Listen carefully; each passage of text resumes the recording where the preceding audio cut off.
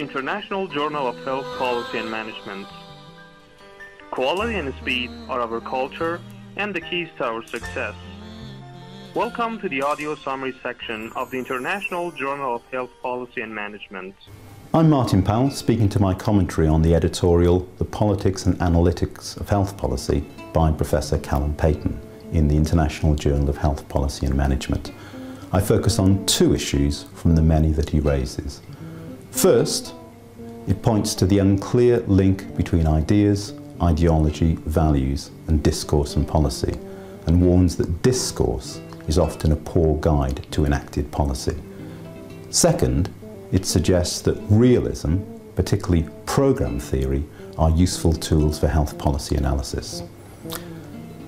For the first point, Callum discusses ideas, ideology, values and discourse, but it's not clear whose ideas, ideology, values and discourse count.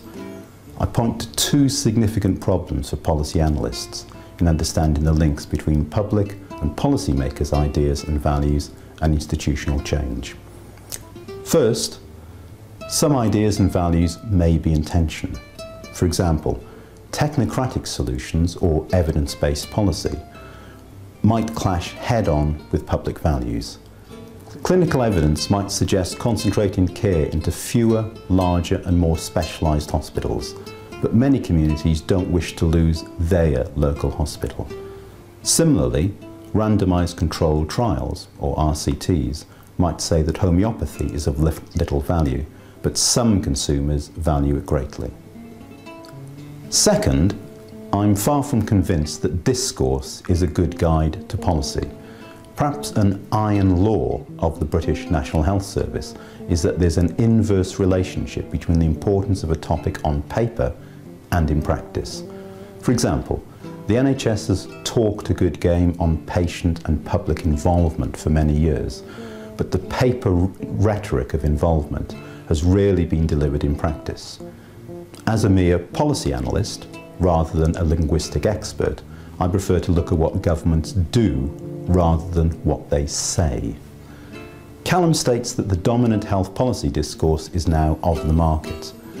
However, in my view, British governments tend not to say that they wish to market or privatise the NHS, whatever that means. For example, in office, the Labour government did not favour the M or the P words, but it did favour forms of marketisation and privatisation. Now, in opposition, Labour suffers severe policy amnesia, saying that the coalition has begun to marketise and privatise the NHS, but most commentators point to policy evolution rather than revolution between Labour and coalition health policy.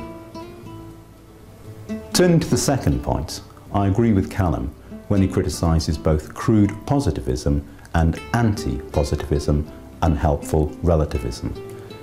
In my view, realism can steer an appropriate course between these two views.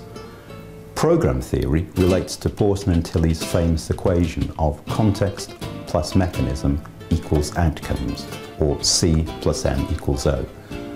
This suggests that the same mechanism can lead to different outcomes in different contexts. Rather than solely arguing about statistics, we need to construct plausible accounts that link mechanisms, contexts and outcomes.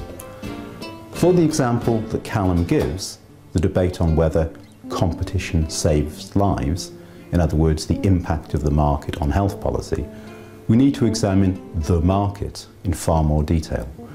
Rather than a simple polarised ideological debate that the market is good or bad, or 4 legs good, 2 legs bad from George Orwell's novel Animal Farm, program theory might suggest that certain mechanisms might be good for one outcome in a particular context, but bad for another.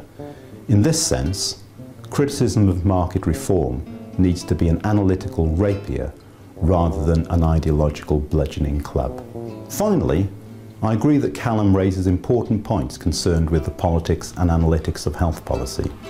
As interest and research funding moves to increasingly quantitative, technical and so-called value-free health service research, which is in danger of telling us the price of everything and the value of nothing, he's correct to remind us of the value of this important and increasingly neglected area.